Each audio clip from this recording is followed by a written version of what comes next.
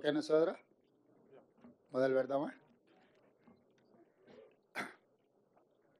Media మిత్రులకు నమస్కారం.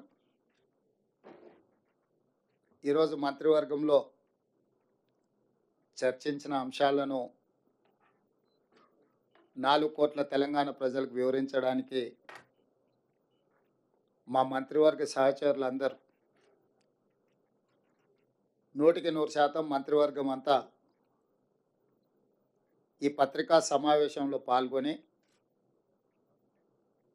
మే 6, 2022 వరంగల్లో మా నాయకుడు రాహుల్ గాంధీ గారు రైతు డిక్లరేషన్లో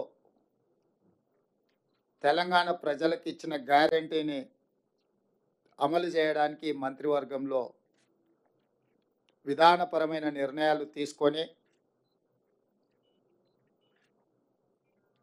తెలంగాణ రాష్ట్ర రైతాంగానికి వ్యవసాయం దండగ కాదు, వ్యవసాయాన్ని పండుగ చేయాలన్న ఆలోచన ఏదైతే కాంగ్రెస్ పార్టీ విధానం ఉన్నదో,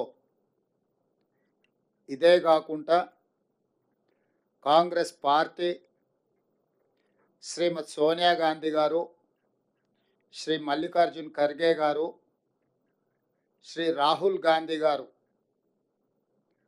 మాట ఇస్తే మడమతి పని నాయకులుగా గతంలో తీసుకున్న నిర్ణయాలు మీకు అందరికీ తెలుసు.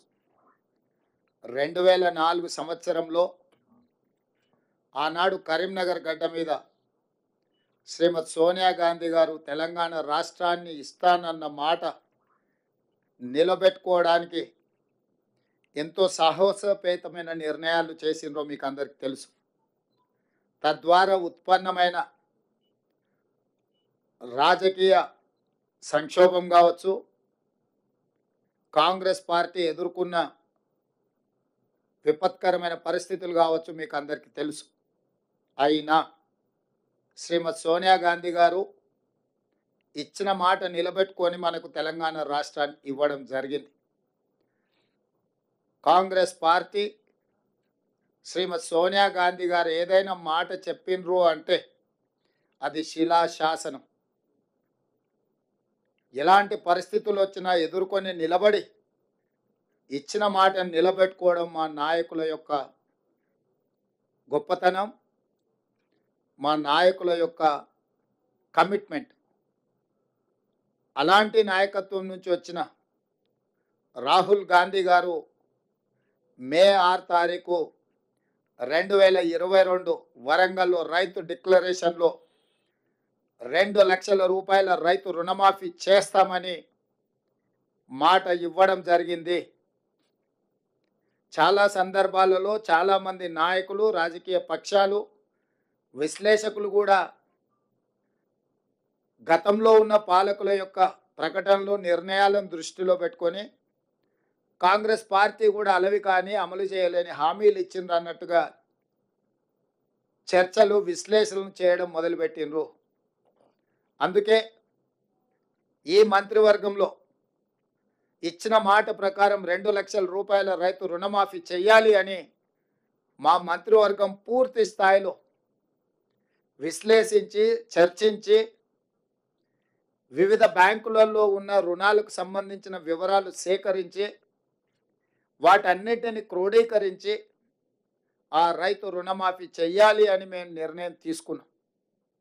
తెలంగాణ రాష్ట్రం వచ్చిన తర్వాత గత ప్రభుత్వం 2 సార్లు ప్రభుత్వాన్ని ఏర్పాటు చేసినప్పుడు 2014 నుంచి 2018, 2018 నుంచి 2023 వరకు 2014 సంవత్సరంలో మార్చి 31, 2014 తారీఖు వరకు కట్ ఆఫ్ డేట్ తీసుకొని ఆనాటి ప్రభుత్వం రైతు రుణమాఫీ చేస్తే 16,000 కోట్ల రూపాయలు రైతుల ఖాతాలలో వేయడం జరిగింది. అదేవిధంగా 2018 రెండోసారి ప్రభుత్వం ఏర్పడిన తర్వాత డిసెంబర్ 11, 2023 వరకు కట్ ఆఫ్ డేట్ తీసుకొని వాళ్ళు చేసిన రుణమాఫీ, రైతుల ఖాతాలో వేసిన నిధులు 12,000 కోట్ల రూపాయలు. అంటే గత ప్రభుత్వం 2 విడతలుగా 2 సార్లు ప్రభుత్వం ఏర్పాటు చేసిన తర్వాత చేసిన రుణమాఫీ ఒక్కసారి 16,000 కోట్ల రూపాయలు మొదటిసారి, రెండవసారి 12,000 కోట్ల రూపాయలు. 10 సంవత్సరాలల్లా 2 విడతలల్లా చంద్రశేఖరరావు గారు చేసిన రైతు రుణమాఫీ, రైతులకు చెల్లించిన నిధులు 28,000 కోట్ల రూపాయలు. ఆ ప్రభుత్వం డిసెంబర్ 11, 2018 వరకు కట్ ఆఫ్ డేట్గా వాళ్ళు రుణమాఫీని పరిగణలోకి తీసుకోవడం జరిగింది. మా ప్రభుత్వం డిసెంబర్ 12, 2018 తారీఖు నుంచి మొదలుపెట్టి 9, 12, 2023 వరకు సరిగ్గా 5 సంవత్సరాలు గత ప్రభుత్వం, మళ్ళొక్కసారి నేను చెప్తున్నా, గత ప్రభుత్వం డిసెంబర్ 11, 2018 తారీఖు వరకు కట్ ఆఫ్ డేట్ పెట్టి రెండవ విడత రైతు రుణమాఫీ చేసింది. డిసెంబర్ 12, 2018 తారీఖు నుంచి తీసుకున్న రుణాలు డిసెంబర్ 9, 2023 వరకు 5 సంవత్సరాల మధ్యకాలంలో ఈ రాష్ట్రంలో ఉన్న రైతులు తీసుకున్న 2 లక్షల రూపాయల వరకు రుణమాఫీని చెయ్యాలని మా ప్రభుత్వము ఈ మంత్రివర్గంలో నిర్ణయం తీసుకున్నది. ఇచ్చిన మాట ప్రకారం 2 లక్షల రూపాయల రుణమాఫీ చెయ్యాలి. కట్ ఆఫ్ డేట్ 12, 12, 2018 నుంచి 9, 12, 2023 మధ్యకాలంలో రైతులు తీసుకున్న రుణాలను 2 లక్షల రూపాయల వరకు మాఫీ చేయాలని మా మంత్రివర్గంలో మేము నిర్ణయం తీసుకున్నాము. ఈ రుణాలు మాఫీ చేయడానికి దాదాపుగా 31,000 కోట్ల రూపాయలు అవసరం అవుతున్నది. 31,000 కోట్ల రూపాయలను సేకరించి తెలంగాణ రాష్ట్ర రైతాంగానికి రుణవిముక్తి కల్పించి, వ్యవసాయం దండుగ కాదు, వ్యవసాయం పండుగ. ఈ ప్రభుత్వం, ఈ ప్రజాపాలన రైతు సంక్షేమం, రైతు రాజ్యం ఒక సంక్షేమ రాజ్యంగా, అభివృద్ధి రాష్ట్రంగా ముందుకు తీసుకెళ్తామని సంపూర్ణమైన విశ్వాసం, భరోసా కల్పించడానికి ఈరోజు మా మంత్రివర్గం నిర్ణయం తీసుకున్నది. ఆ ప్రకారం ఏకధాటిగా 2 లక్షల రుణమాఫీ చెయ్యాలని మేము నిర్ణయం తీసుకున్నాం. గత ప్రభుత్వం రుణమాఫీ 1,00,000 రూపాయలు చేస్తామని, 4 విడతలని, వడ్డీలు చెల్లిస్తామని రకరకాల ప్రకటనలు చేసి వాయిదాల మీద వాయిదాలు వేసుకుంటూ రైతులను, వ్యవసాయాన్ని సంక్షోభం వైపు నెట్టేసి రైతుల ఆత్మహత్యలకు కారణమైంది. 10 సంవత్సరాలల్లా ఏ రోజు కూడా వాళ్ళు ఇచ్చిన మాట నిలబెట్టుకోలేదు. కానీ మా ప్రభుత్వం ఇచ్చిన మాట ప్రకారం మొదటి 8 నెలల లోపుల్నే, ఎందుకంటే మేము 6 నెలలు పరిపాలన చేస్తే మొదటి 100 రోజులే పరిపాలన చేసినాం. తర్వాత దాదాపుగా 2.5 నెలలు పైచలకు ఎన్నికల కోడులోనే పోయింది. ఇప్పుడే మేము పరిపాలనకు పూనుకున్నాము.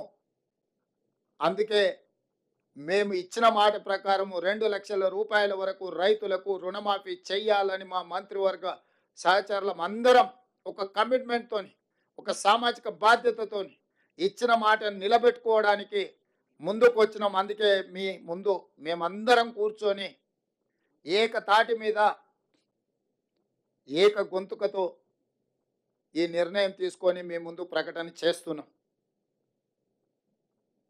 అదేవిధంగా రైతు భరోసాకు సంబంధించి చిలువలు పలువలుగా మాట్లాడుకుంటున్నారు.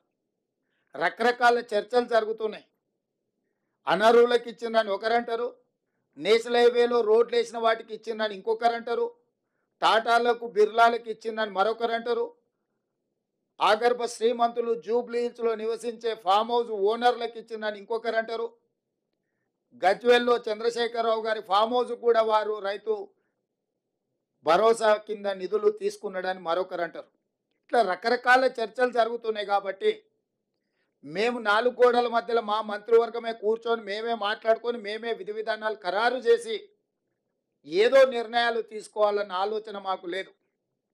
పారదర్శకంగా భాగస్వాములు అందరితో చర్చించి అందరి సూచనల మేరకు సలహాల మేరకు రైతు భరోసా పథకాన్ని పారదర్శకంగా నిస్సహాయులకు సహాయం అందించాలని, ప్రభుత్వం యొక్క సంక్షేమము సామాన్యులకు చేరవేయాలని, ఏ ఒక్కరికి కూడా అన్యాయం జరగకుండా ప్రతి వాడికి ప్రభుత్వం యొక్క సంక్షేమ పథకం చేరాలి అని, రైతు భరోసా నిధులు ఖాతాలో పడాలన్న ఆలోచనతోని మా మంత్రివర్గము స్టేక్ హోల్డర్స్ అందరితో చర్చించడానికి ఒక నివేదికను తయారు చేయడానికి మంత్రివర్గ ఉపసంఘాన్ని నియమించినము. దానికి ఆర్థిక మంత్రిగా ఉప ముఖ్యమంత్రిగా ఉన్న బట్టి విక్రమార్క గారు నాయకత్వం వహిస్తారు. వారితో పాటు వ్యవసాయ శాఖ మంత్రి తుమ్మల నాగేశ్వరరావు గారు, అదేవిధంగా మా ఎలక్షన్ మేనిఫెస్టో కమిటీ చైర్మన్, ఎందుకంటే ఎన్నికల్లో మేము ఇచ్చిన హామీలు వివిధ జిల్లాలు వివిధ ప్రాంతాలలో పర్యటించి ప్రజల యొక్క సూచనలు సలహాలు పరిగణలోకి తీసుకొని ఎన్నికల మేనిఫెస్టోని తయారు చేసిన సహచర మంత్రివర్యులో శ్రీధర్ బాబు గారిని, అదేవిధంగా రెవెన్యూ శాఖ మంత్రి పొంగులేటి శ్రీనివాసరెడ్డి గారిని కమిటీలో సభ్యులుగా చేర్చడం జరిగింది. ఈరోజు రైతు భరోసా విధి విధానాలను ఖరారు చేయడానికి రైతు సంఘాలను, రైతు కూలీ సంఘాలను, రాజకీయ పార్టీలను, వివిధ వర్గాల నుంచి సలహాలు సూచనలు తీసుకొని విధి విధానాలు ఖరారు చేసి పారదర్శకంగా ప్రజలకు వివరించే విధానపరమైన నిర్ణయం తీసుకోవడానికి రైతు భరోసా కోసము మంత్రివర్గ ఉపసంఘాన్ని నియమించినము. బట్టి విక్రమార్క గారు, తుమ్మల నాగేశ్వరరావు గారు, శ్రీధర్ బాబు గారు, పొంగులేటి శ్రీనివాసరెడ్డి గారు అందరితో చర్చించి జూలై 15 తారీఖు లోపల ప్రభుత్వానికి నివేదికను అందించడం జరుగుతుంది. ఆ నివేదికను రాబోయే బడ్జెట్ సమావేశాలలో శాసనసభలో ప్రవేశపెట్టి అందరి శాసనసభ్యుల యొక్క అభిప్రాయం తీసుకొని భవిష్యత్ కార్యాచరణను, రైతు భరోసా విధి విధానాలను నిర్ధారించి ఆ నియమ నిబంధనల మేరకు అర్హులైన ప్రతి ఒక్కరికి రైతు భరోసా పథకాన్ని అమలు చేయాలని మా మంత్రివర్గం నిర్ణయం తీసుకున్నది. ఈ విషయాలు కూడా మీ ద్వారా రాష్ట్ర రైతాంగానికి మేము చెప్పదలుచుకున్నాము. మా ప్రభుత్వం జవాబుదారీతనంగా పనిచేయాలనుకుంటుంది. పారదర్శకంగా ప్రజల ముందు మా విధి విధానాలను పెట్టి ముందుకు నడవాలనుకుంటున్నాము. ఇక మూడవ అంశం, వివిధ పత్రికలల్లో, టీవీలల్లో కొన్ని పొలిటికల్ పార్టీ ఓన్డ్ మీడియా కూడా రకరకాల రాద్ధాంతాలు, విషయాలను చిల్వలు పలువలు చేసి లేదా ప్రభుత్వం మీద అపోహలు కలిగించడానికి లేదా ఎక్కడనో సమావేశాలలో ఉన్న మంత్రులను, ఎమ్మెల్యేలను లేని వార్తల్ని ప్రశ్నల రూపంలో వాళ్ళని అడిగి వాళ్ళతో ఏదో ఒకటి మాట్లాడించి దానికి ప్రచారం కల్పించి ప్రభుత్వం యొక్క ప్రతిష్ట దెబ్బతీయాలని ప్రయత్నం చేస్తున్నారు. అందుకు గాను మంత్రివర్గ నిర్ణయాలు కానీ ప్రభుత్వ పరిపాలనకు సంబంధించిన అంశాలను మీడియా మిత్రులకు బ్రీఫింగ్ చేయడానికి మంత్రివర్గం నుంచి 2 అధికార ప్రతినిధులుగా 2 మంత్రులను నియమిస్తున్నాము. దానికి శ్రీధర్ బాబు గారు మిత్రుడు, పొంగులేటి శ్రీనివాసరెడ్డి గారు బాధ్యత తీసుకుంటారు.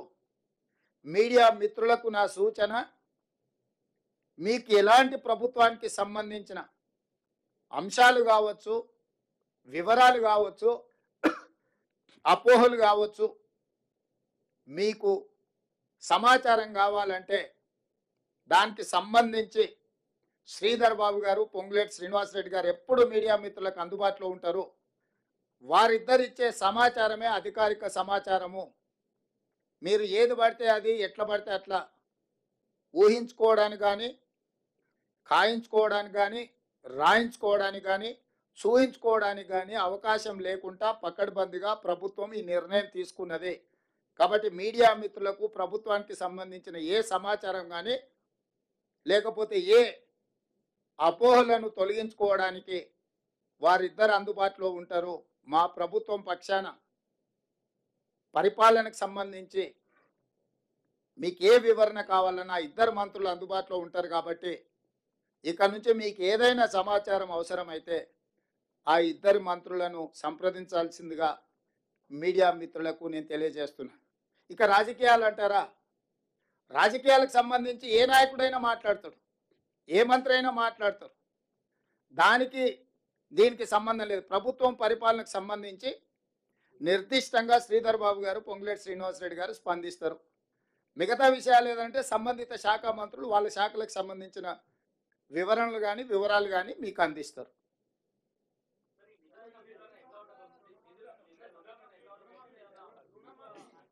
తినబోతూ రుచులు ఎందుకు, వంట ఎట్లా ఉండాలనో మా నలబీబ పాకం వండే మా బట్టి విక్రమార్క గారికి తెలుసు.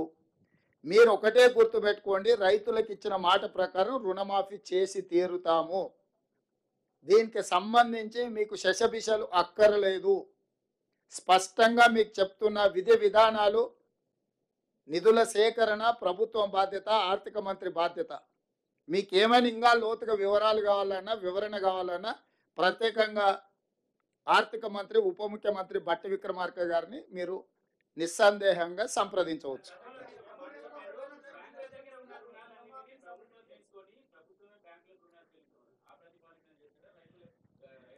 ఇప్పుడు రుణమాఫీ చేయడమే ప్రాతిపదిక. ఏ ప్రాతిపదికన చేస్తామనేది అది మా అంతర్గత అంశము. దానికి సంబంధించి వివరాలన్నీ కూడా మీరు తీరిక సమయంలో ఆర్థిక మంత్రి గారిని సంప్రదించండి, వారు వివరిస్తారు. దీనికి అర్హులు ఎవరు, అనర్హులు ఎవరు సార్? ఈ రుణమాఫీకి అర్హులు ఎవరు? ఆ అర్హులు అనర్హులకు సంబంధించి విధి విధానాల మీద పూర్తి స్థాయిలో చర్చించినము. నియమ నిబంధనలు అన్నిటిని కూడా మంత్రివర్గం ఆమోదించింది. తొందరలోనే మీకు ఆ జీవో విడుదల చేస్తాం. అందులో మీకు పూర్తి వివరాలు ఉంటాయి. ఇప్పుడే మీకు చెప్పిన పాత విధానాలు లేవు. 2 లక్షల రూపాయల రుణమాఫీ చేస్తామని క్లియర్గా చెప్పినాం.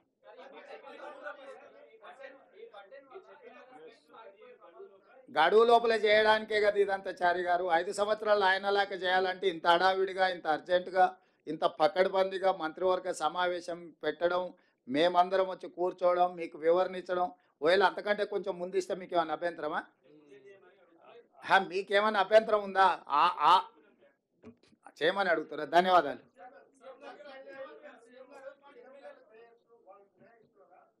మీకు అవన్నీ జీవోలో అన్ని వివరాలు ఇస్తాం. జీవో ఇచ్చిన తర్వాత మీకు ఏమైనా ఇంకా వివరణలు కావాలంటే ఆర్థిక మంత్రి గారు మీతో మాట్లాడతారు. ధన్యవాదాలు.